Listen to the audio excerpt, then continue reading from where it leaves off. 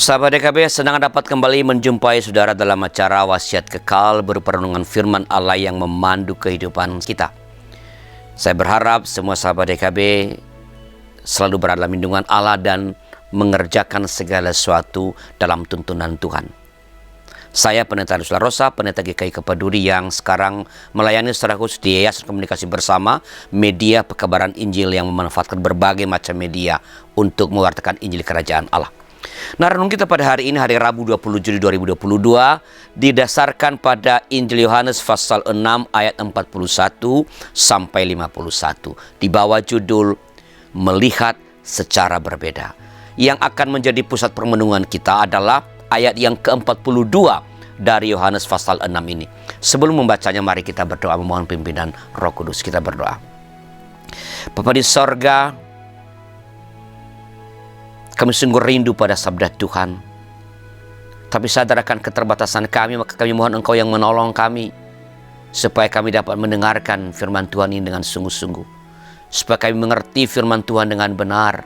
Supaya kami punya keberanian untuk mengerjakan firman Tuhan itu dalam kehidupan kami sehari-hari.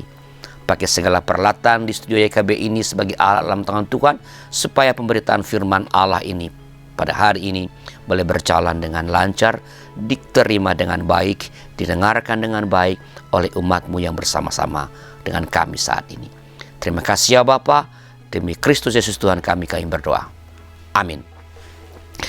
Saya bacakan sahabat Yohanes 6 ayat 62 yang berbunyi demikian. Kata mereka, bukankah ia ini Yesus anak Yusuf yang ibu bapanya kita kenal? Bagaimana ia dapat berkata, aku telah turun dari sorga?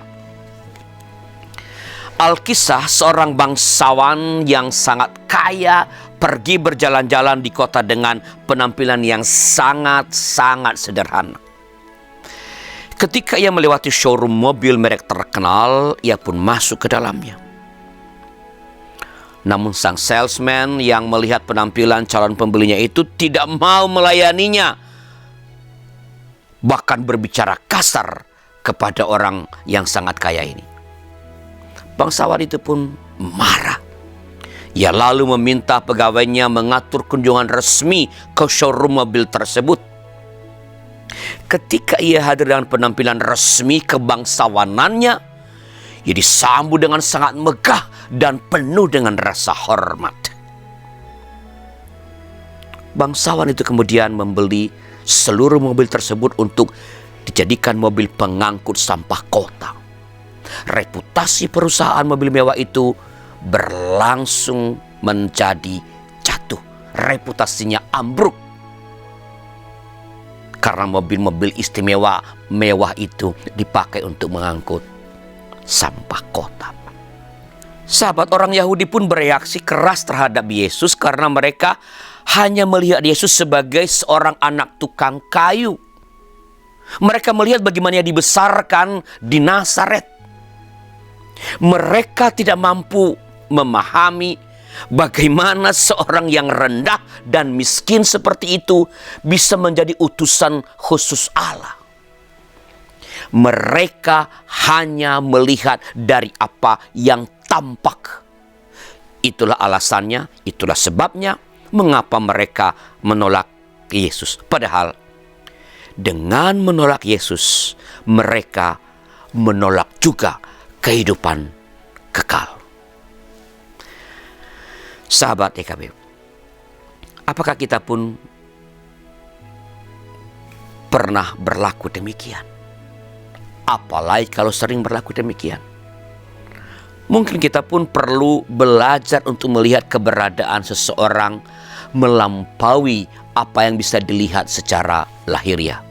Siapa tahu kita sendiri sedang bertemu dengan utusan Allah lewat orang-orang yang penampilannya teramat sederhana dan tak pantas untuk dipandang menurut dunia ini. Mari kita berdoa. Tuhan, memang terkadang kami terlalu terburu-buru melihat, menilai seseorang karena penampilan luarnya. Kami sering terpukau atau sebaliknya menganggap remeh seseorang karena apa yang kami lihat secara langsung lewat indera penglihatan kami. Padahal sesungguhnya kami sadari kemuliaan seseorang bukan terletak pada bagian luarnya, tapi pada bagian dalamnya, pada hatinya, pada keluhuran budinya. Tolong kami Tuhan, jangan membeda-bedakan perlakuan terhadap siapapun hanya berdasarkan penampilan-penampilan luar mereka. Berikan kami hikmat untuk boleh merespons, memperlakukan siapapun secara setara, secara terhormat, karena mereka adalah ciptaan-Mu, sama seperti kami pun adalah ciptaan-Mu. Kami berdoa ya Allah, bagi anak-anak kami yang sedang belajar di SMP atau SMA, masa-masa remaja yang penuh gejolak. Engkau jaga ya anak-anak kami ini Tuhan, di tengah-tengah berbagai macam daya tarik lewat teknologi komunikasi yang semakin canggih. Beri mereka hikmat agar mereka boleh memanfaatkan waktu mereka pertama-tama untuk belajar, menyiapkan masa depan, dan menikmati masa remaja mereka dengan takut akan Allah. Jangan biarkan mereka terjerumus pada hal-hal yang keliru dari godaan-godaan yang mereka lihat dari berbagai media sosial. Berikan mereka hati yang teguh untuk melakukan segala sesuatu dengan takut akan Tuhan.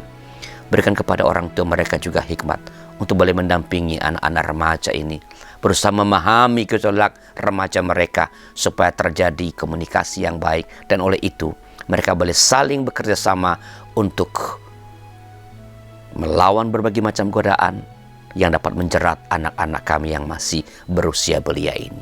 Terima kasih ya Bapa. Demi Yesus Tuhan kami berdoa. Amin. Demikianlah sahabat renungan kita pada hari ini. Jangan lupa subscribe, like, dan bagikan kepada sebanyak mungkin orang. Tuhan memberkati.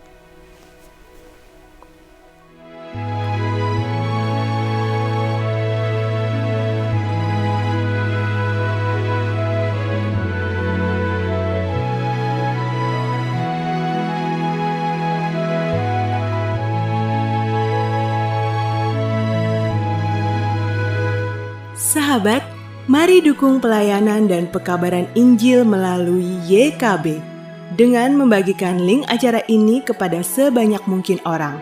Dukungan juga dapat saudara lakukan dengan mentransfer dukungan finansial ke rekening BCA ke nomor 450 305 2990 450 305 2990 atas nama Yayasan Komunikasi Bersama.